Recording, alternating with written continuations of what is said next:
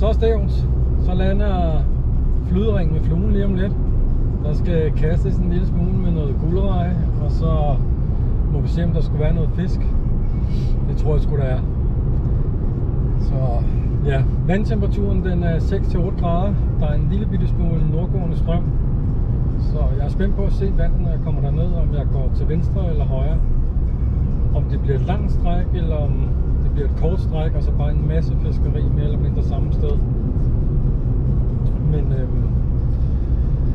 der er jo ikke andet for end at bare give den gas og se, om der skulle være en stor, god blankfisk dernede et eller andet sted. Jeg tror i hvert fald på det. Så nu må vi se, om der kommer noget op i flyderingen i dag. Det håber jeg. Hold da op. Så er jeg vandet. Der skulle ud med tælle stønninger i dag. Hold kæft, de var store, mand. Så jeg klarer det uden at blive våd. Puha. Så er det bare ud at fisk. Forholdene er perfekte, mand. Uklart vand og ja, gang i vandet. Totalt sindssygt fedt det her. Så ud og se, om man kan. Pis. Sådan der. Ud og se, om man kan finde fisken. Der er ikke andet for. Fuck, mand. Fået nok tøj på. Sidst jeg var hernede her, synes jeg det var for varmt at gå ud. Men så fik jeg straffen der lidt senere. Fordi når solen den forsvinder, eller ja, det begynder at blive lidt mere aften, så bliver det sgu lige pludselig koldt. Så men nu er jeg ude, og nu er vi i gang. Fuck, det ser fedt ud, mand. Perfekt, mand. Det er godt nok varmt herude, mand. Men hold kæft, bare lækkert. Prøv at se dønningerne. Det betyder ikke en skid, når man ligger ude i det. Det er kun, når man skal ud, det ikke er sådan pisseskægt. Så nu ligger jeg bare og sejler herned til revet med det samme, og ligger og lader fluen fiske selv. Og så tænker jeg, at jeg ligger dernede og fisk. Jeg er spændt på at se, hvis jeg skal ind og pisse på et tidspunkt. Så kommer jeg ind med brag. Med alle de dønninger der.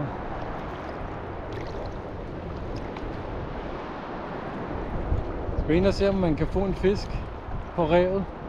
Ligesom den jeg tog i går. Fra kysten af.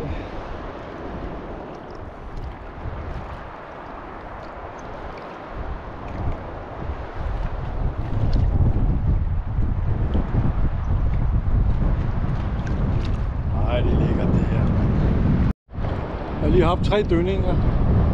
Så store har jeg aldrig nogensinde set, mand. Altså, jo det har jeg jo, men ikke mens jeg sidder i ringen. Men man kommer bare lige op sådan anden her, og så ned igen. Og lige når man ser dem, at de er højere end en, når de kommer over på siden, så... det synes jeg umiddelbart ikke, det var så fedt. Men ja. Har lækkert herude, mand. Altså, jeg skal ikke forlange mere. Men det ser jo fint ud nu, så lige pludselig kommer der bare nogen. Men det var værre herovre. Jeg ved ikke, om der lige er et område, der er lavere eller sådan noget, sådan, så de rejser sig.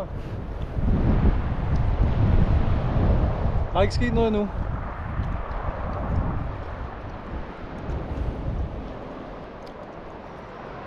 Jeg er ved at være heroppe af nu. Jeg mangler lige 100 meter, så er jeg henne på det første stykke, jeg godt kan lide at fiske. Og så er det sådan set bare at fiske igennem. Så var sgu lige en havre i overfladen her, man. Lige sådan en bølge, der kom ind.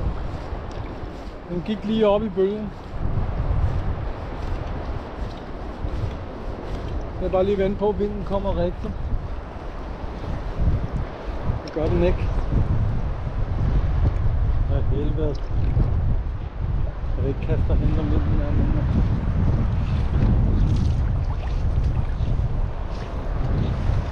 Ej, så taber jeg linen.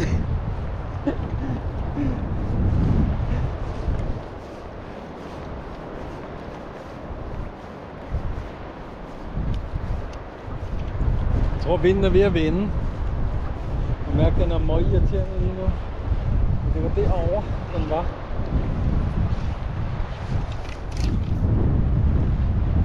Det var ikke godt nok, men det var da lidt derhen af. Men når det er så lang tid om at ligge og skal ligge et kast, så er fisken vel også væk.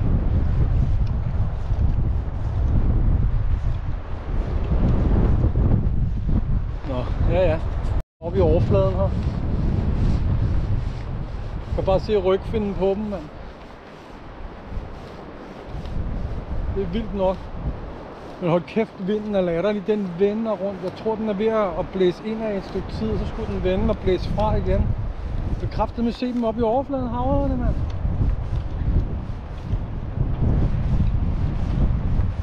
Det er altså vildt nok. Se, det er hver eneste gang, jeg skal kaste.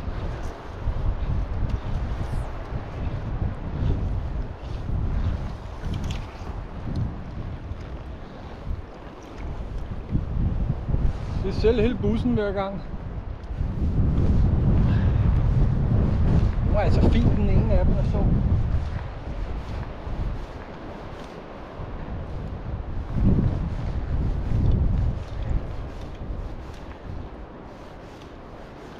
Har altså fisk.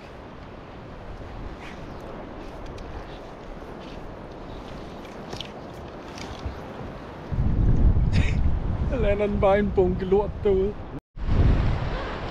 Jeg havde sgu hugget der. Det er simpelthen så svært at ligge hernede og kaste. Det er næsten umuligt. Jeg har set, jeg tror jeg har set fem fisk eller sådan noget i den stil. Og hver gang jeg prøver at kaste til dem, så kommer der alle mulige mærkelige vinde. Og der kommer bare nogle leddønninger en gang imellem. Så tror man, mens man tror, at nu er der bare ro på dem, så kommer der flere. Se, det var et af de kast ud af 20, som faktisk blev til noget. Det var også herhen, jeg lige havde et hug før.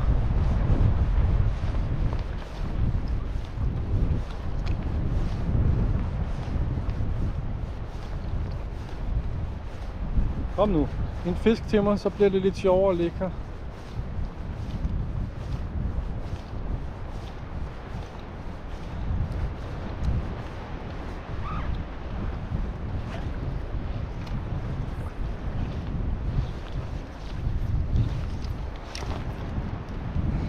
Det er fordi vinden ikke kan bestemme sig, om den skal ud eller ind. Ja, den begynder at blæse indenfra og ud på et tidspunkt, som er rimelig okay vind. Så kommer den der i det mindste et sted fra, i stedet for det her fis her. Så nu begynder der at komme dønninger igen, kan jeg se. Der var havet fri af vand 10 meter fra mig.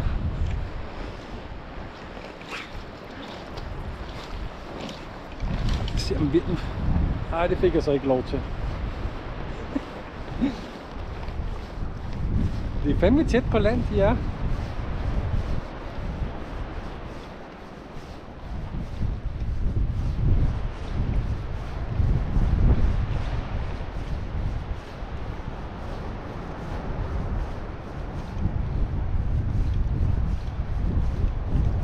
Så skal vi lige have nogle dønninger igen.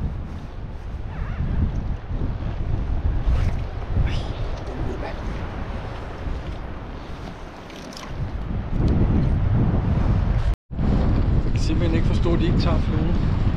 Jeg har set en hel del fisk nu efterhånden, men jeg har set 2 springe. Så nu kommer vinden med udefra, den gør. Det var også det, de havde lovet. Man vil gerne snart vende. Jeg har hugget hele tiden her, og det er samme sted som sidst fiskene stod. Men de vil simpelthen ikke, de sætter sig ikke. Jeg tror, de er meget forsigtige, mand.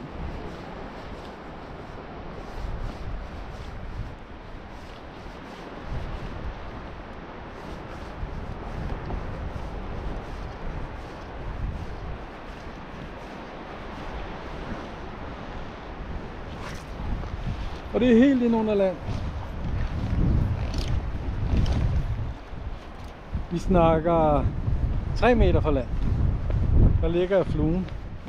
Og så hiver jeg stille og roligt ind af her.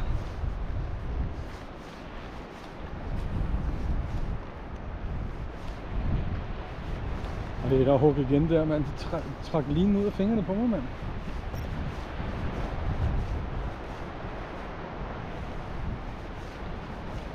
Fanden tager de den ikke for? Nej, fuck mand, de hæver mig i linen, mand. Det er sindssygt.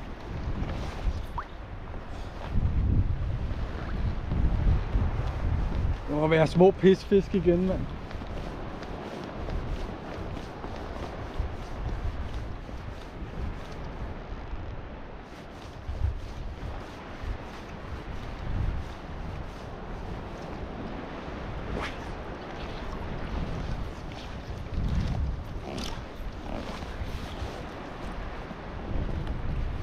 Vi prøver helt vildt langsomt.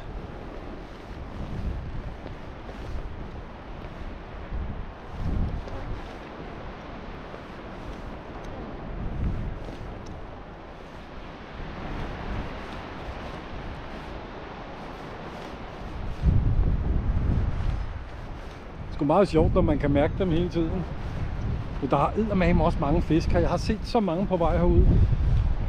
Nu blæser vinden stille og roligt bare ind mod land, så kan jeg bare ligge her så tæt på og ligge og kaste på land. Så tænker jeg så, må den kraftede, må de sætte sig på et tidspunkt, mand.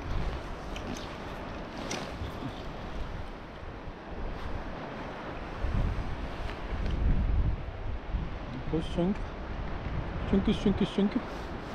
Forholdene er jo også fuldstændig sindssyge. Det er jo perfekt, det her. Jo. Det er længe siden, der har været nogle af de rigtige lededønninger. Men hvad, jeg skulle prøve at lægge den derind, hvor jeg lå og kastede og fik alle de fisk sidst. Det er lige herhenne. Se om man kan finde en der.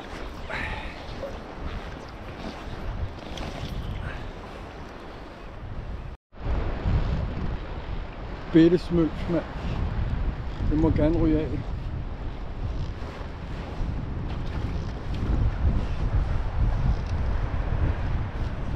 Bitte smølfe.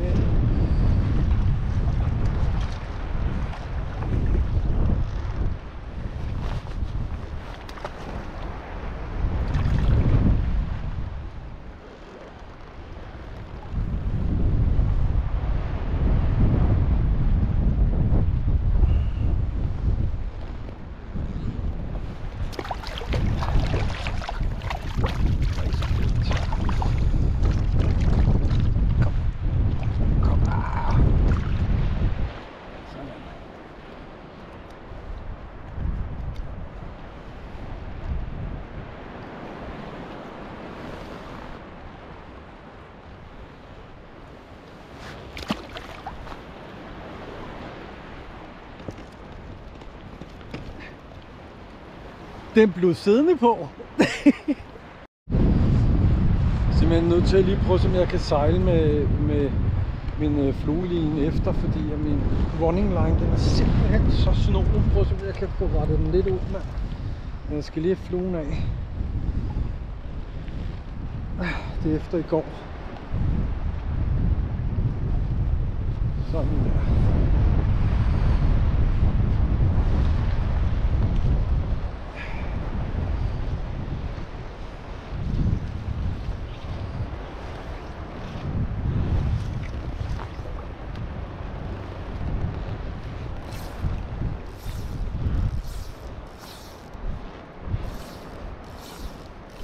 Så prøver vi det.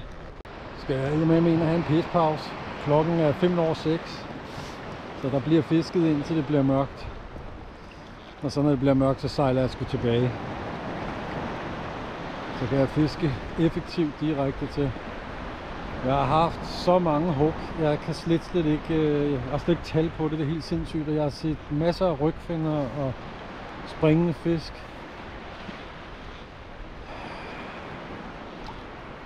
Og det er meget, meget tæt på land.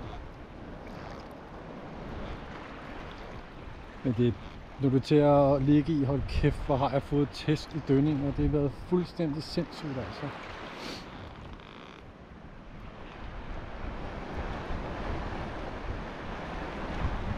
Men det her, det får sgu da ikke bedre, mand.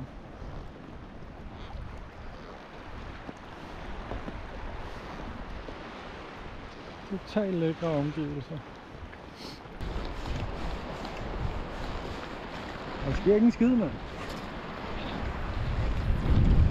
Ikke en skid. Ikke en skid, mand.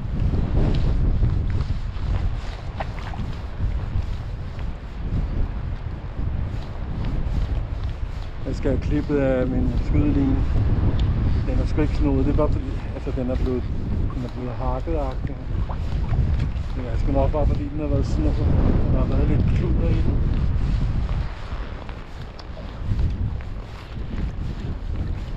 Ja, det kunne være, at man bare skulle sejle videre tilbage og fiske. Noget andet end det her fisk nu her.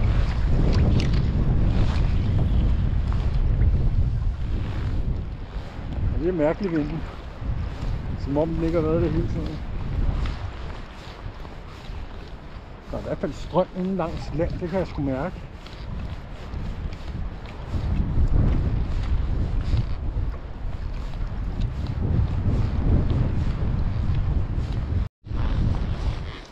Kæft, den irriterende den vind. Nu venter vi bare på, at der kommer nogle store fisk hjem her til sidst. Det bliver mørkt.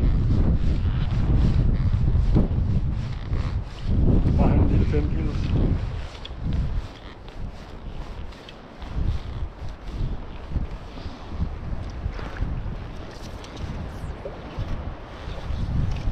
Wow.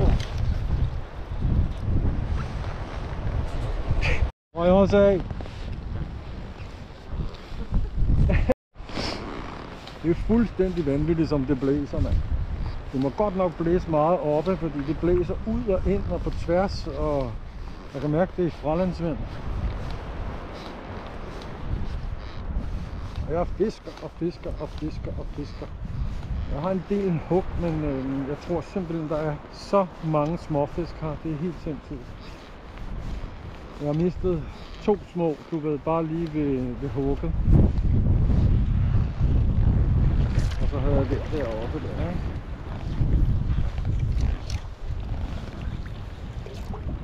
Imponerende, mand. Vi er oppe på 130 kast nu, der bliver ordentligt. Resten det lander bare huler til booster, mand. Jeg havde sgu hugget dig. Der havde jeg sgu hugget.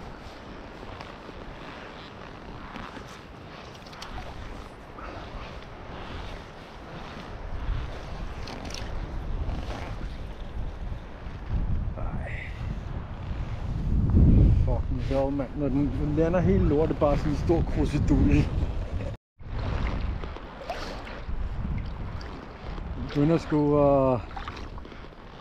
at glæde mig til de der sommeraftener, når man ligger herude. Der går ikke ret lang tid. Og nu er der vel 14 dage tilbage til man kan begynde at brokke sig over alle de skide hornfisk, der kommer. Det har været en god dag på trods af de der kæmpe dønninger. Det var godt nok vanvittigt, altså. Jeg tænkte så, hvis man bare lige kommer ud i det, så er det ikke så slemt, altså. Men hold kæft, de var store, nogle af dem, der kom rullende, mand. Og så er det blæst som en sindssyg. Det virker også som om, at den har taget lidt... og den har lagt sig en lille smule nu. Ja, nu har jeg lagt mig lidt ud, hvor der er en lille smule dybere, og så ligger jeg bare og lader fluen trække stille og roligt efter mig. Jeg gider ikke mere nu. Der var masser af fisk. Det var helt vildt. Jeg så en, der var lidt pæn i en af dønningerne, men jeg tror sgu resten af det, altså jeg har haft... Hvad har jeg mistet? 2, hvor de bare lige har taget, hvor de røget af en gang nu til en kamera, og så fik jeg den der. Og jeg mistede også en anden en. Jeg tror, jeg har haft kontakt til 10 fisk i det hele. Sådan cirka 8-10 fisk eller sådan noget. Hvor en af dem kom i hånden. Men det er helt inde under land alle sammen, der har været.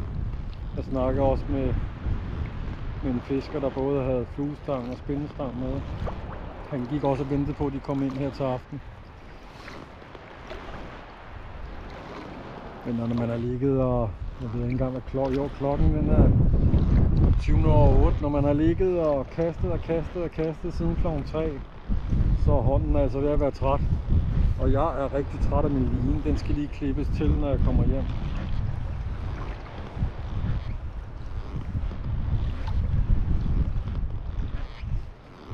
Vi ser, om der skulle komme noget andet. Ellers så tak for at I så med. Så er det slut for i dag.